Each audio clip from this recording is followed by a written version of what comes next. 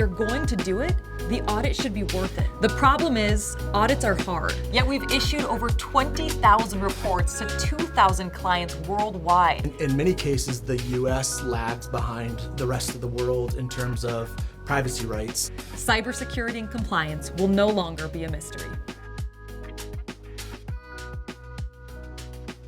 Hey everybody, welcome back into our cybersecurity mission. My name is Allie Krings. Today we're sitting down with Mark Heinle, Vice President, Privacy Assurance Services. And Mark, do we say Mark Heinle JD? Is that? Esquire when I want to sound fancy. It does, yeah, it's kind of like a doctor situation. It is. I mean, it's a literal doctorate, It is. Yes. So when you're like in an airplane and something happens and they're like, we need a doctor, would you stand up? No, I always cross my fingers that there's someone that knows how to take care of healthcare, because side of blood, emergency situations, I don't do well. No, but privacy situations. I try. That's where you shine. Yeah, I can handle those emergencies. So during this podcast, we're actually going to be talking a little bit about website privacy and specifically some of the issues that we've seen come from it. But let's just start from the very beginning. What is the importance of privacy? Why should we even care about privacy?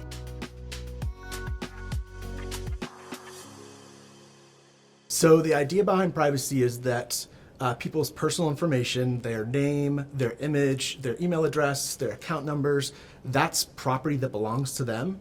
And they get to decide how it's used, who they share it with, where it goes, what happens to it. And so even in a society where our personal information is everywhere digitally, so fast, so easy, just because we allow other people to use it doesn't mean we lose all the rights around it. So organizations that receive people's personal information should they have ethical obligations and contractual obligations and legal obligations to do the right thing with that information.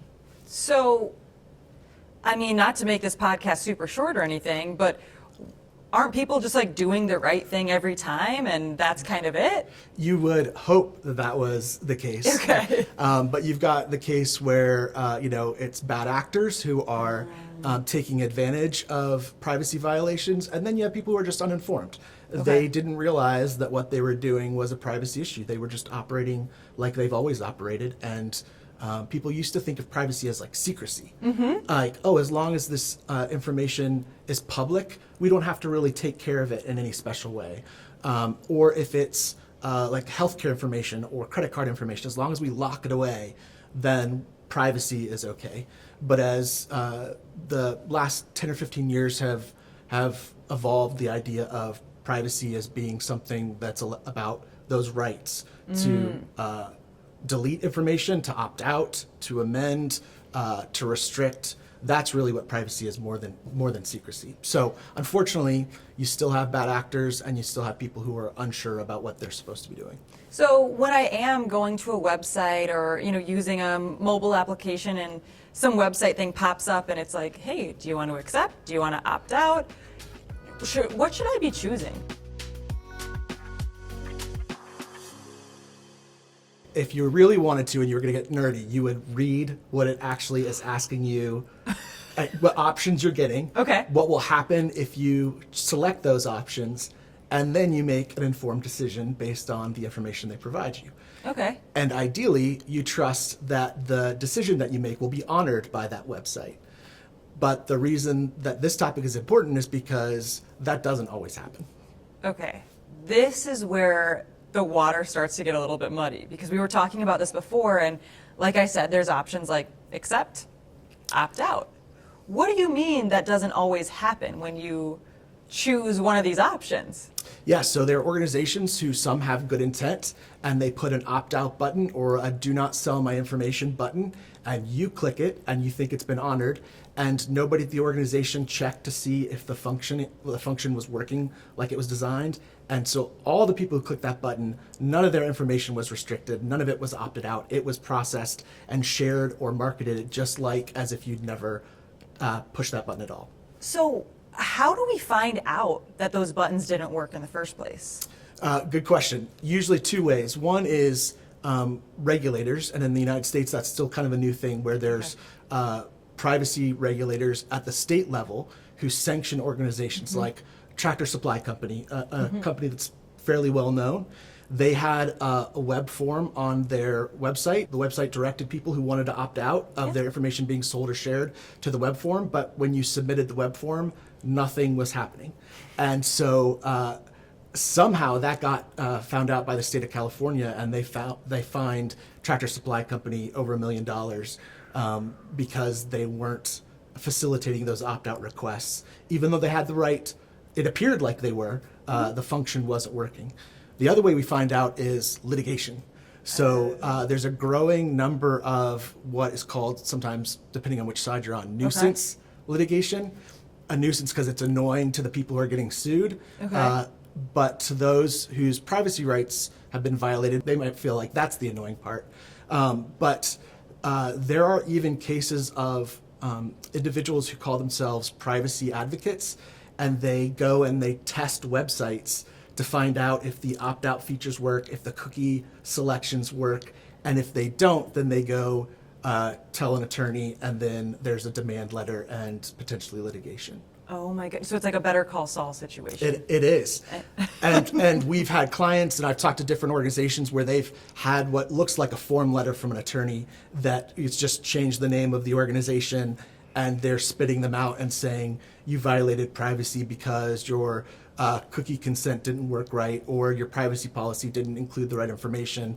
And some of these organizations find out that way that they actually were violating the privacy rights. And so they either settle or they go to court, and they spend a bunch of money over something that could have been relatively easily fixed. So let's say that, you know, with Tractor Supply Company, you were one of those people who had said opt out, and they were like, we're going to opt him in, right?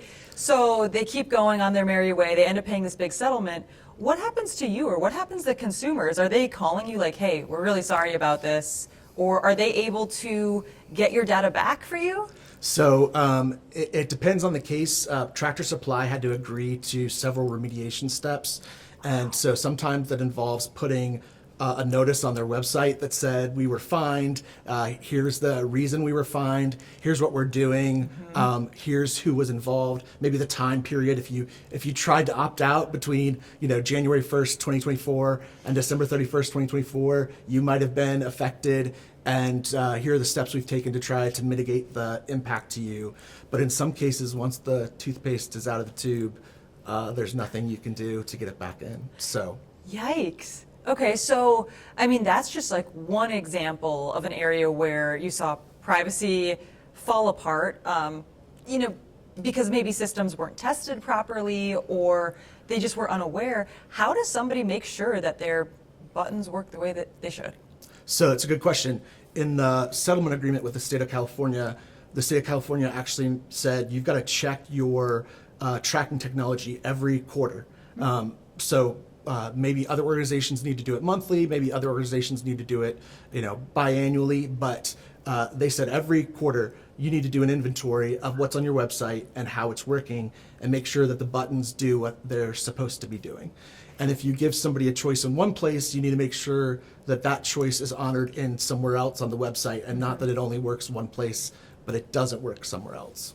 Is this to say as well, I mean, not people just opting out, but maybe you did click accept and then wanting to later reach out and say, hey, actually, I take it back, and please delete my data. Yeah, this is another area where some organizations either intentionally or unintentionally can have privacy violations where they make it so difficult to opt out that it's almost impossible, if not impossible. For example, they'll hide the link or the instructions to opt out to some dark corner of their website where no one would ever look. Or they'll make you do it through a chat bot or a person on chat where they keep trying to resist you opting out. Are you really sure you want to opt out? Are you really sure you want to opt out? Or they'll make you jump through so many steps that they're hoping you'll give up.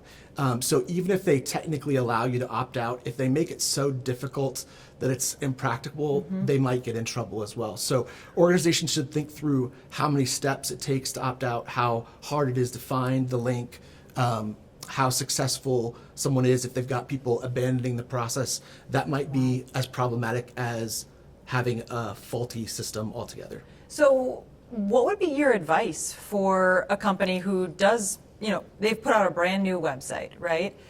How should they go about ensuring that this website is going to do everything that they want it to, and they're not going to fall into a health line or a Tractor Supply Company situation?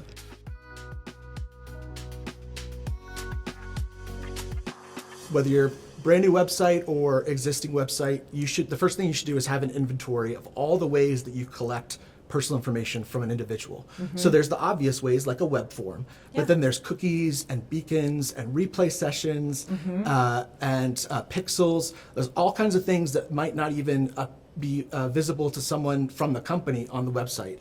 So they should do an inventory and then keep that inventory up to date. So organization sets up their website and they say, we know we have 7 tracking tools. So these are the things we have to keep aware of and make sure the configuration is correct in order to not violate individuals' privacy. Wow.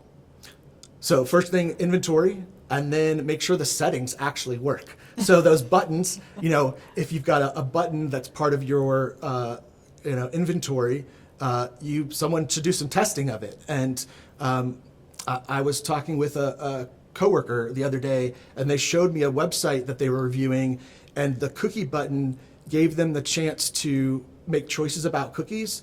But if they selected to opt into some, that button disappeared, and they couldn't go back to it and opt out of all of them or opt out of the one that they had originally opted into. So there should be a cross-functional team like legal, marketing, tech. Yeah. They should do testing when they set the website up and run every scenario, all the opt-out options, all of the configurations, and make sure that they work. So, we got 7 tracking tools. Then we have to make sure we have successful tests on all 7 of those, that they're collecting only what they're supposed to collect, and they're giving all the choices that they're supposed to give, and they work just like they should. And then you have records of that. So if Allie visits a website, Tractor Supply, and she opts out, there should be a log of when Allie opted out, so that if you ever went back and said, hey, I don't believe you actually honored my opt-out request, and you went to a regulator or an attorney, they could pull up that log and say, actually, here's when you opted out, and we can show that we never sent you another email from that day forward. Wow. So, it sounds to me, I grew up with 3 brothers, and you better believe they bickered in every way, verbally and physically possible, right?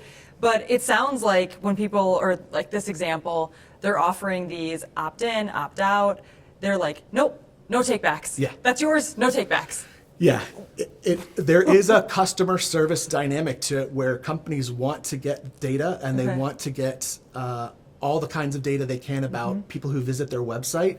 And there's legitimate reasons for that. If the website's not working, if it has bugs, or if there are features that discourage sales, those are good reasons to amend your website.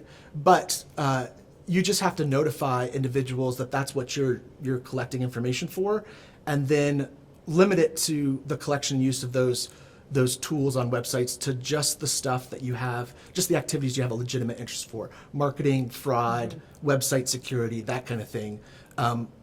Selling people's personal data just to make extra income isn't considered a legitimate interest, legitimate purpose of a typical website. It's a great business plan.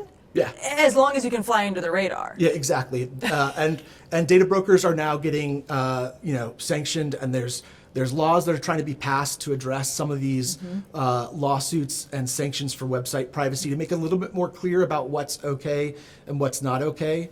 But until those laws are passed, if you're a website in the United States, you could potentially be sued in California, even if you're a Florida-based business, because someone from California could visit your website and try to purchase a product or a service from it. So the threat of litigation and the threat of sanctions are pretty much, speaking just for the U.S., nationwide. So not only when it comes to maybe managing the risk of privacy, on these websites, should they be doing their own internal checks? But is this where you should, consider like a pen tester to come in? You could. There are different tools, software tools, and then there are professionals who can evaluate your website and say, what's it collecting? Is it working like you thought it was working? You might even find some tracking technology on your website that you didn't put there, and that no one else within your organization put there, that was surreptitiously put there, like a skimmer on, the gas pumps where you don't realize that you're putting it in. It looks like just the gas pump. Yeah. That can happen to websites. And so organizations not only have to worry about the functioning of their own tracking technology, but they have to worry about bad actors who will use their websites as a way to gather personal information. So here in the United States, we have the CCPA, and it's California that's kind of taking care of this for us in a way, or ensuring that other people are beefing up their standards. What about, I like to shop, right? There's a lot of retailers that are in the UK or in Australia. I mean, are they also held to a higher standard when it comes to protecting my personal and private data?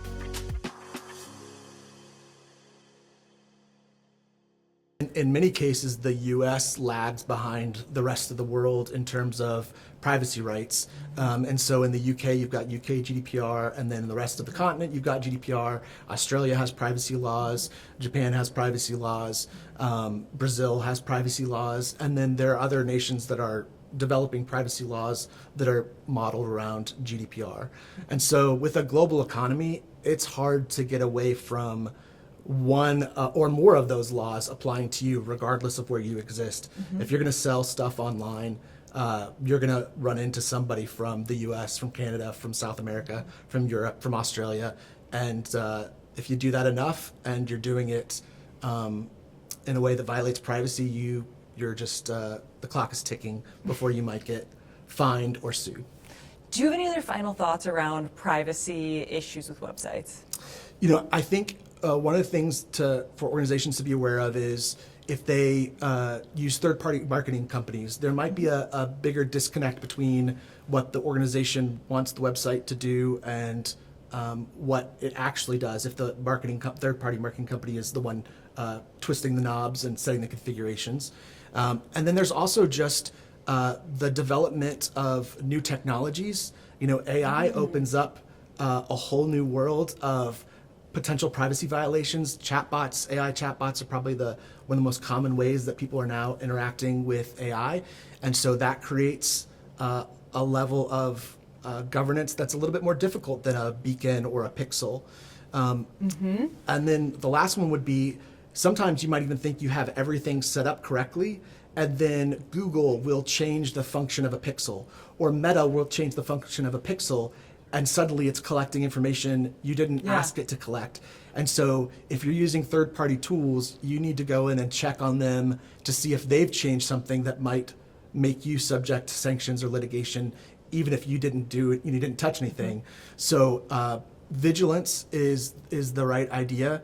And think of it like, your website's like your front door, your back door, your windows. You want to make sure that if you have a camera on the doorbell or a fingerprint scanner on the doorbell, that you tell people that's, if you ring my doorbell, I'm going to capture your picture and I'm going to capture your fingerprint. And if you put that same doorbell on the back door, you got to make sure that you put the same notice back there. Got to make sure everything syncs up. And as you add ways to capture people's information through windows and chimneys and dryer vents, there's just more opportunities to collect information legitimately, but also exposure to risk. So be vigilant and think like a user to your website, and think about how you'd want your data treated if it were you that were subject to misuse or a sale to a third party that you never wanted to have your personal information. You said be vigilant, and then earlier talked about how I think it was with Tractor Supply Company, they now are required to quarterly make sure things are good to go. Is quarterly enough? That's what got them an acceptable remediation agreement with the state of California, but that might not be enough to prevent future issues. So it might be worth it to, do we have enough resources to check with the frequency that we change our website? If you're a heavy B2C company and you have, loyalty programs and discounts and new products and new features, you might need a person or a group dedicated, at least partially, just to checking what your website is doing to ensure that you're not spending lots of money defending lawsuits, you're not spending money on fines, and your name isn't in the news for negative publicity. You know, we're right around the corner of the holidays, and do we need to be putting a sign out on our chimney? I mean, are like the hoof prints that are going to land on our roofs like secure and safe? Can I keep Rudolph's data?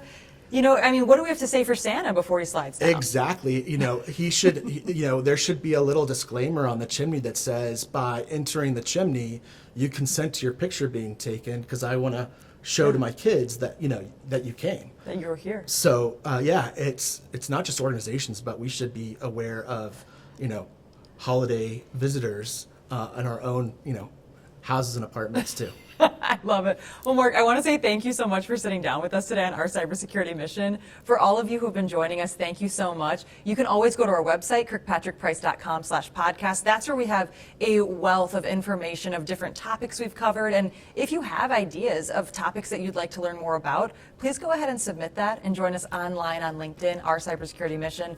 Mark, it's always a treat to sit down with you, and I hope to see you again soon. It was my pleasure. See you later. When you work with a Kirkpatrick Price cybersecurity auditor, you work with someone who's been in your shoes.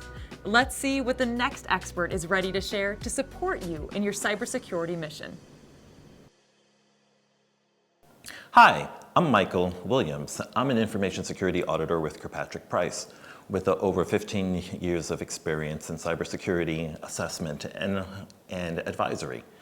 One of the things I think about when I talk to clients about cybersecurity is encouraging them to understand that cybersecurity is more than just technical security. It's very easy to think about access control and cryptography and network security, but there's also management and operational aspects. Think of it this way. It's well and good if you have a well-protected server, technically well-protected server. But if someone can walk into your office, pick up the server, unplug it, and walk out the door, then that's a question in terms of operational security.